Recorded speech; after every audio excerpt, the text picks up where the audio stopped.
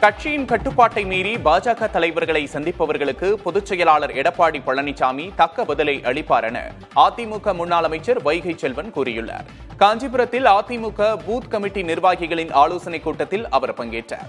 அவரிடம் அதிமுகவுடனான கூட்டணி குறித்த தனது பேச்சு மாறாது என அண்ணாமலை கூறியிருந்தது பற்றி கேள்வி எழுப்பப்பட்டது. அதற்கு கூட்டணி பற்றி முடிவு செய்ய இன்னும் காலம் இருப்பதாக தெரிவித்தார். தேசிய கட்சிகளில் கூட்டணி குறித்து முடிவெடுக்க மாநில தலைவர்களுக்கு அதிகாரம் கிடையாது எனவும் வைகை செல்வன் கூறினார். கட்சி ஒரு கட்டுப்பாட்டிலே அண்ணன் எடப்பாடியார் தலைமையிலே இருக்கிறது. அவர் பொதுச் செயலாளர். அதையும் மீறி சென்று பார்ப்பவர்களை பற்றி நாம் கருத்து சொல்ல விரும்பவில்லை. அப்படி செல்கிறவர்களுக்கு தக்க பதிலை பொதுச் செயலாளர் தருவார்.